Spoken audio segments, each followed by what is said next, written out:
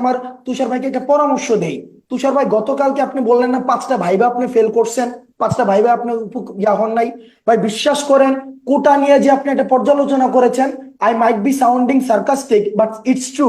আপনি কোটা নিয়ে যে পর্যালোচনা করেছেন না সারা বিশ্বে, এই পর্যালোচনার যদি আপনি পড়াশোনায় করতেন, বিশ্বাস করেন আপনি হচ্ছে 5টা ভাইবা দেওয়া লাগতো না, আর আপনার পাশে দাঁড়ানোর ব্যক্তির 17টা ভাইবা দেওয়া লাগতো না।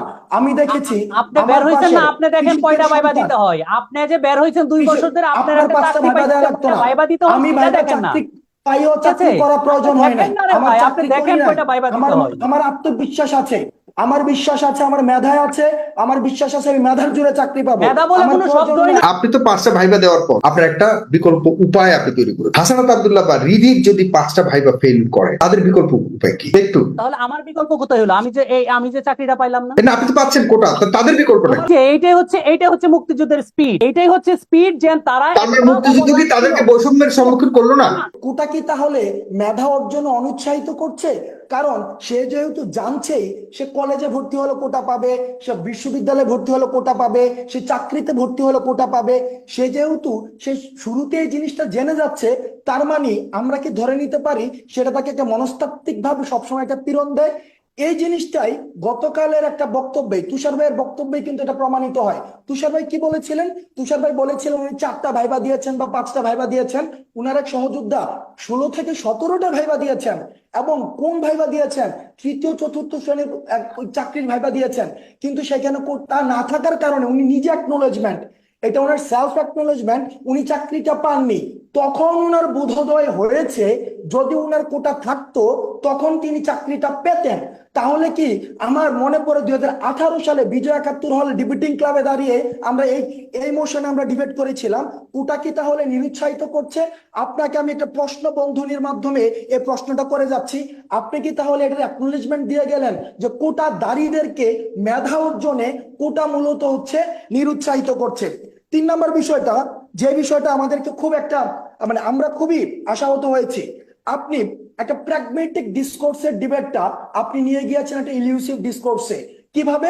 আপনি দেখেন আপনার কথায় আসছে পিছিয়ে পড়া জনগোষ্ঠী কুড়িগ্রামে রয়েছে, পিছিয়ে পড়া আমার বাবা, আমি কোট করে বলছি, আমার বাবা রাজমিস্ত্রি, আমার বাবা রাজমিস্ত্রি।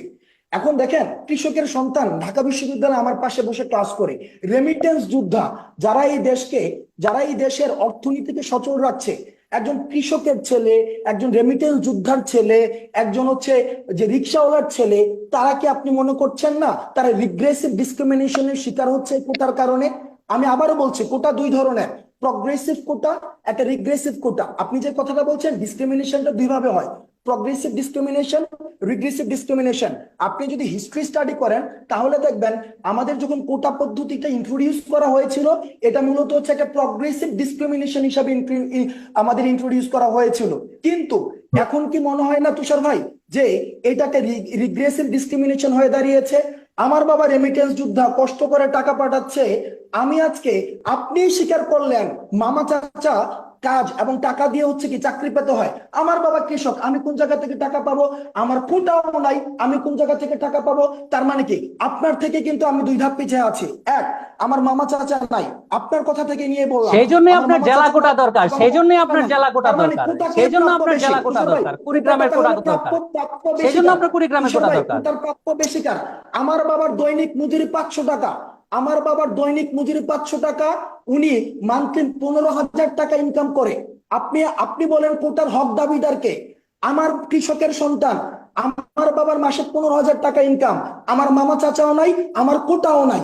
তাহলে বলেন সরকারি চাকরিটি তাহলে কে পাওয়া উচিত? আপনি কোটা হিসেবে, তার মানে কি আপনার প্রগ্রেসিভ রিগ্রেসিভ ডিসক্রিমিনেশনের শিকার আমি হচ্ছি কিনা? আমি আজকে আপনার রিগ্রেসিভ ডিসক্রিমিনেশনের শিকার হচ্ছি। এবার আসেন আপনার পরবর্তী যে বিষয়টা আপনি বললেন, আপনি আজকে একটা বাইনারি অপোজিশন নিয়েছেন। আজকে আপনি, আপনার কথার মধ্যে একটা বাইনারি অপোজিশন ছিল, একটা অ্যাম্বিগিউইটি ছিল। কোন জায়গায় অ্যাম্বিগিউইটি ছিল আমি আপনাকে ধরাই দিচ্ছি, খুব সুন্দরভাবে ধরাই দিচ্ছি। দেখেন, আপনি শুরুতেই বললেন যে আপনি হাইকোর্টে রিট করেছেন কোটা ফিরে আনার জন্য, কিন্তু দেখেন আপনি কোন কোটা ফিরে আনার জন্য রিট করেছেন? শুধুমাত্র মুক্তিযুদ্ধ কোটা ফিরে আনার জন্য রিট করেছেন। আপনি ওই আন্দোলনে তাদেরকে সমন্বিত করতে চাচ্ছেন, কিন্তু দেখেন আজকে আপনি যে সুরে কথা বলছেন আমিও সেই সুরে কথা বলছি। সেটা কি? আমরা কিন্তু সংস্কার চেয়েছি। আমরা আবারও বলছি, আমাদের দাবি থেকে 2018 ফারুক ভাইরা যখন আন্দোলন করেছিল 2018 কিন্তু বাতিলের কথা বলা হয় নাই। আমরা আবারও বলছি 2018 বাতিলের কথা বলা হয় নাই, 2024-এও কিন্তু বাতিলের কথা বলা হয় নাই, বলা হচ্ছে না। আমরা কিন্তু যৌক্তিক ইনভার্টেড কমা পুনরাবৃত্তি করছি, আন্ডারলাইন করছি, আমরা যৌক্তিক সংস্কার চাচ্ছি। কোন যৌক্তিক সংস্কার? পিছিয়ে পড়া জনগোষ্ঠী যেটা সংবিধানে স্বীকৃত, এই পিছিয়ে পড়া জনগোষ্ঠীকে নিবৃত্ত করতে পারবে না।